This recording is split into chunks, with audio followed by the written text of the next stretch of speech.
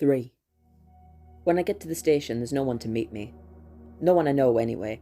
There's a bored-looking taxi driver who's written snow on a piece of cardboard. "That's me," I say. He looks dubious. I don't look much like a public school toff, especially when I'm not in uniform. My hair's too short, I shave it every year at the end of term, and my trainers are cheap, and I don't look bored enough. Can't keep my eyes still. "That's me," I say again, a bit thuggishly. "Do you want to see my ID?" He sighs and drops the sign. "If you want to get dropped off in the middle of nowhere, mate, I'm not going to argue with you." I get in the back of the taxi and sling my bag down on the seat next to me. The driver starts the engine and turns on the radio. I close my eyes. I get sick in the back of cars on good days, and today isn't a good day. I'm nervous, and all I've had to eat is a chocolate bar and a bag of cheese and onion crisps. Almost there now. This is the last time I'll be doing this. Coming back to Watford in autumn. I'll still come back, but not like this.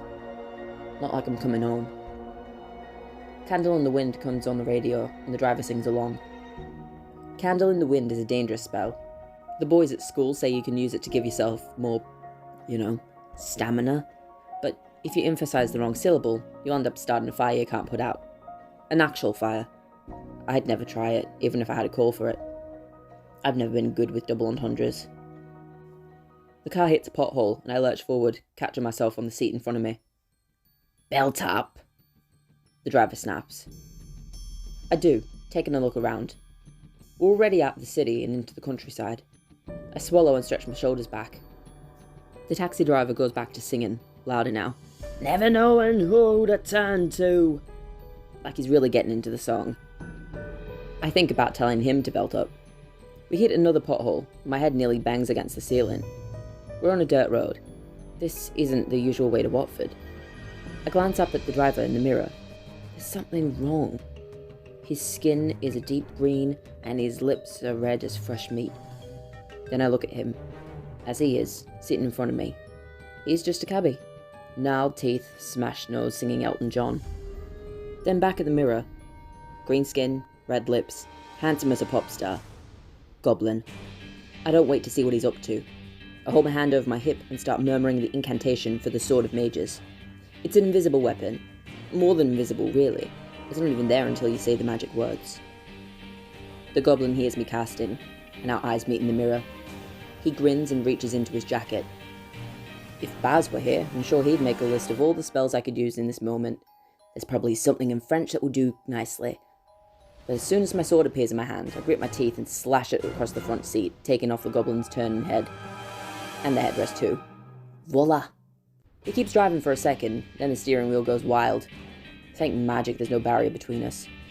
I unbuckle my seatbelt and dive over the seat, and the place where the goblin's head used to be, to grab the wheel. His foot must still be on the gas. We're already off the road and accelerating. I try to steer us back, but I don't actually know how to drive. I drag the wheel to the left, and the side of the taxi slams into a wooden fence. The airbag goes off in my face, and I go flying backwards. The car still smashing into something, probably more fence. Never thought I'd die like this. The taxi comes to a stop before I come up with a way to save myself. I'm half on the floor, and I've hit my head on the window, and then the seat. When I eventually tell Penny about this, I'm skipping the part where I took off my safety belt. I stretch my arm up over my head and pull the door handle. The door opens, and I fall out of the taxi, onto my back in the grass. It looks like we've gone through the fence and spun out into a field. The engine's still running. I climb onto my feet, groaning, then reach in the driver's window and turn it off. It's a spectacle in there. Blood all over the airbag, and the body, and me. I go through the goblin's jacket, but don't find anything besides a pack of gum and a carpet knife. This doesn't feel like the humdrums work. There's no itchy sign of him in the air. I take a deep breath just to make sure. Probably just another revenge run then. The goblins have been after me since I helped the coven drive them out of Essex. They were gobbling up drunk people in club bathrooms, and the mage was worried about losing regional slang. I think the goblin who successfully offs me gets to be king. This one won't be getting a crown. My blade's stuck in the seat next to him, so I yank it out and let it disappear into my hip. Then I remember my bag, wiping the blood on my grey tracky bottoms before I open the bag to fish out my wand. I can't just leave the mess here, and I don't think it's worth saving anything for evidence. I hold my wand over the taxi, and feel my magic scramble up to my skin. "Work with me here," I whisper. "Out! Out, damn spot!" I've seen Penelope use that spell to get rid of unspeakable things, but all it does for me is clean some blood off my trousers. I guess that's something. The magic is building up in my arm, so thick my fingers are shaking. "Come on," I say, pointing. "Take it away!" Sparks fly out of my wand and fingertips. "Fuck me, come on!" I shake out my wrist and point again. I notice the goblin's head lying in the grass near my feet, back to its true green again. Goblins are handsome devils, but most devils are fairly fit. "Suppose you ate the cavvy," I say, kicking the head back towards the car. My arm feels like it's burning. "Into thin air!" I shout. I feel a hot rush from the ground to my fingertips, and the taxi disappears. And the head disappears. And the fence disappears. And the road.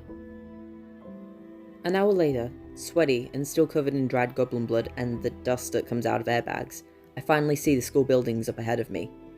It was only a patch of that dirt road that disappeared, and it wasn't much of a road to start with. I just had to make my way back to the main road, then follow it here. All the normals think that Watford is an ultra-exclusive boarding school, which I guess it is. The grounds are coated in glamours. Eb told me once that we keep casting new spells on the school as we develop them, so there's layer upon layer of protection. If you're a normal, all the magic burns your eyes. I walk up to the tall iron gate. The Watford School is spelt out on top, and rest my hands on the bars to let them feel my magic. That used to be all it took. The gates would swing open for anyone who was a magician. There's even an inscription about it on the crossbar. "Let magic separate us from the world. Let nothing separate us from each other." "It's a nice thought," the mage said when he appealed to the coven for stiffer defences. "But let's not take security orders from a 600-year-old gate. I don't expect people to come to my house to obey whatever's cross-stitched on the throw pillows." I was at that coven meeting, with Penelope and Agatha. The mage had wanted us there to show what was at stake. The children, the future of our world. I didn't listen to the whole debate. My mind wandered off, thinking about where the mage really lived, whether I'd ever be invited there. It was hard to picture him with a house, let alone throw pillows. He has rooms at Watford, but he's gone for weeks at a time. When I was younger, I thought the mage lived in the woods when he was away, eating nuts and berries and sleeping in badger dens. Security at the Watford gate and along the outer wall has gotten stiffer every year. One of the mage's men, Penelope's brother Premel, is stationed just outside today. He's probably pissed off about the assignment. The rest of the mage's team will be up in his office planning the next offence, but Premel's down here checking in the first years. He steps in front of me. "All right, Prem?" "Looks like I should be asking you that question." I look down at my bloody t-shirt. "Goblin," I say. Premel nods and points his wand at me, murmuring a cleaning spell. He's just as powerful as Penny. He can practically cast spells under his breath. I hate it when people cast cleaning spells on me. It makes me feel like a child. "Thanks," I say anyway, and start to walk past him. Premel stops me with his arm. "Just a minute there," he says, raising his wand up to my forehead. "Special measures today. The mage says the humdrum's walking around with your face." I flinch, but try not to pull away from his wand. I thought that was supposed to be a secret. "Right," he said. "A secret that people like me need to know if we're going to protect you." "If I were the humdrum," I say, "I could have already eaten you by now." "Maybe that's what the mage has in mind," Premel says. "At least then we'd know for sure it was him." He dropped his wand. "You're clear. Go ahead." "Is Penelope here?" He shrugs. "I'm not my sister's keeper." For a second, I think he's saying with emphasis. Like, with magic, casting a spell. But he turns away from me and leans against the gate. There's no one out on the Great Lawn. I must be one of the first students back. I start to run, just because I can, upsetting a huddle of swallows hidden in the grass. They blow up all around me, twittering, and I keep running.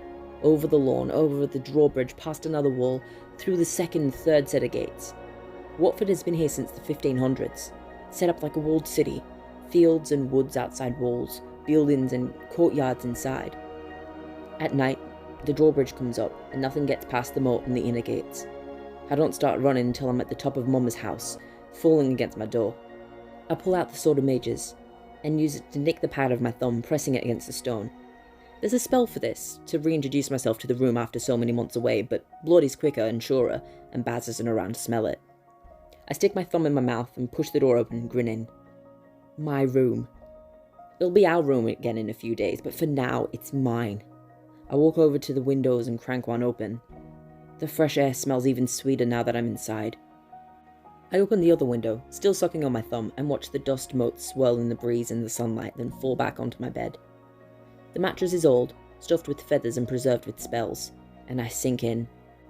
Merlin and Morgan and Methuselah, it's good to be back. It's always so good to be back. The first time I came back to Watford, my second year, I climbed right into my bed and cried like a baby. I was still crying when Baz came in. "Why are you already weeping?" he snarled. "You're ruining my plans to push you to tears." I close my eyes now and just take in as much air as I can. Feathers, dust, lavender, water from the mud. Plus that slightly acrid smell that Baz says is the merwolves. Don't get Baz started on the merwolves. Sometimes he leans out our window and spits into the moat just to spite them. If he were here already, I'd hardly smell anything over his posh soap. I take a deep breath now, trying to catch a hint of cedar. There's a rattle at the door, and I jump to my feet, holding my hand over my hip and calling again for the Sword of Mages. That's 3 times already today. Maybe I should just leave it out. The incantation is the only spell I always get right, perhaps because it's not like other spells. It's more of a pledge. In justice, in courage, in defense of the weak, in the face of the mighty, through magic and wisdom and good. It doesn't have to appear. The Sword of Mages is mine, but it belongs to no one. It doesn't come unless it trusts you. The hilt materializes in my grip, and I swing the sword up to my shoulder just as Penelope pushes the door open. I let the sword drop. "You shouldn't be able to do that," I say. She shrugs and falls onto Baz's bed. I can feel myself smiling. "You shouldn't even be able to get past the front door." Penelope shrugs again and pushes Baz's pillow up under her head.